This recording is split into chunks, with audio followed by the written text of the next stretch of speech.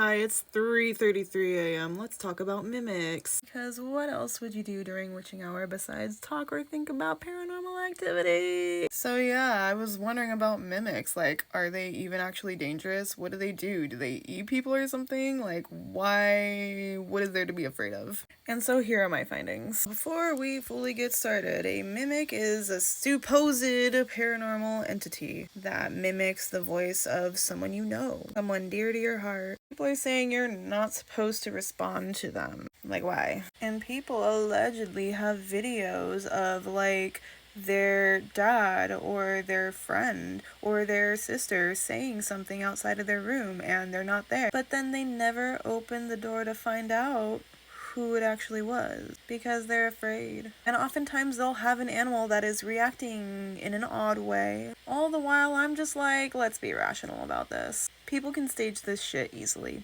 But let's dig. So think about when you really started hearing about mimics, right?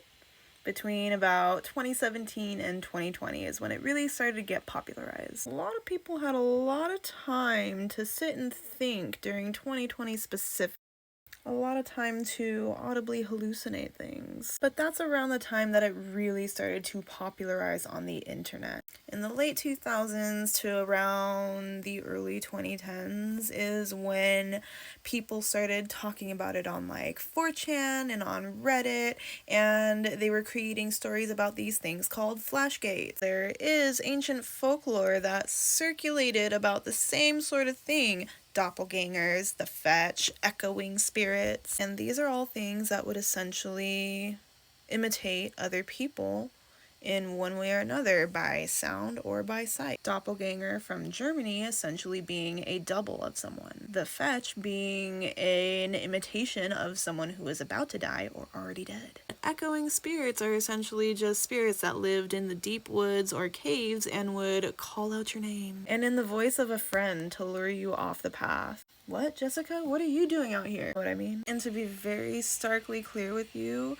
back in the day, these were seen as omens or warnings, and not as some beast or monster that's gonna come hunt you down. The modernized version of the mimic today is something that specifically feeds on your fear. It's not gonna come attack you. It's not gonna come find you. It's not something that's going to suddenly be there when you open the door. And if it's something that you're truly worried about it, the only way to protect yourself is to get angry at it. Another record of something that I found that's called the Mimic is from Dungeons & Dragons in 1974. And this echoes throughout games like Dark Souls and Terraria. But in those games, it's actually very terrifying and it will eat you. Unlike the figment of your imagination that we call the Mimic today. Let's get real. The human brain has something called hyperactive agency detection. Back when humans were living in the wild, you needed to be able to pay attention to every little sound you heard. You had to blow it out of proportion or you were going to become something's brunch and dinner. So bringing it back to modern day, people experience something called an auditory hallucination when they are sleep deprived, when they are stressed.